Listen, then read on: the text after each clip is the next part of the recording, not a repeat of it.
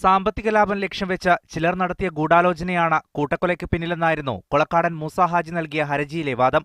ഗൂഢാലോചന അന്വേഷണം സിബിഐക്ക് കൈമാറുന്നതിനെ സംസ്ഥാന സർക്കാരും പിന്തുണച്ചിരുന്നു. അന്വേഷണം ഏറ്റെടുക്കാൻ തയ്യാറാണെന്ന് സിബിഐയും കോടതിയെ അറിയിച്ചിരുന്നു. ഇതെല്ലാം പരിഗണിച്ചാണ് അന്വേഷണം സിബിഐക്ക് വിടാനുള്ള ചീഫ് ജസ്റ്റിസ് മോഹനശാന്തനഗൌഡർ ഉൾപ്പെട്ട ഡിവിഷൻ ബെഞ്ചിന്റെ വിധി. ക്രൈംബ്രാഞ്ചിന്റെ പക്കലുള്ള മുഴുവൻ രേഖകളും സിബിഐക്ക് കൈമാറാനും കോടതി ഉത്തരവിട്ടു. കോടതി വിധിയെ സ്വാഗതം ചെയ്ത ബിജെപി രംഗത്തെത്തി. സാമൂഹ്യനീതി ലഭിക്കുന്നതിന് വേണ്ടി നടത്തിയിരിക്കുന്ന പോരാട്ടങ്ങളുടെ ജനകീയ മുന്നേറ്റങ്ങളുടെ എല്ലാം ഒരു ഉജ്ജ്വലമായ വിജയമാണ് നീതിന്യായ പീഠത്തിൽ നിന്നും ഹൈക്കോടതിയിൽ നിന്ന് ഇപ്പോൾ ലഭിച്ചിരിക്കുന്നത്.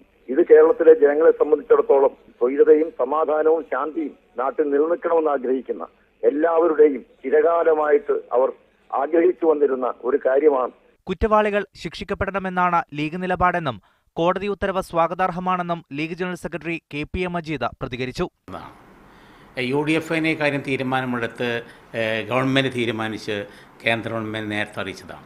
പഴയ തീരുമാനങ്ങളൊന്നും പ്രാവർത്തികമായി അന്ന് CBI ഏറ്റെടുക്കാൻ തയ്യാറായില്ല. ഇപ്പോൾ കോടതിയുടെ തീരുമാനമുണ്ട്. കോടതി വിധിയെ ഞങ്ങൾ സ്വാഗതം ചെയ്യുന്നു. അതുകൊണ്ട് ഇക്കാര്യത്തിൽ ഏത് രീതിയിലുള്ള അന്വേഷണത്തെയും ലീഗ് സ്വാഗതം ചെയ്യുകയാണ്. CBI അന്വേഷണത്തിൽ നേരത്തെ സ്വാഗതം ചെയ്തതുപോലെ തന്നെ ഇപ്പോഴും ഞങ്ങൾ അതിനെ അംഗീകരിക്കാം. കോടതി വിധിയിൽ ആശങ്കയില്ലെന്ന് ക്രൈംബ്രാഞ്ചിന്റെ FIR-ൽ പേര് ചേർക്കപ്പെട്ട മുസ്ലിം ലീഗ് സംസ്ഥാന സെക്രട്ടറി MC മായിൻ ഹാജിയും പറഞ്ഞു. Toby Johnson, media 1, Kochi.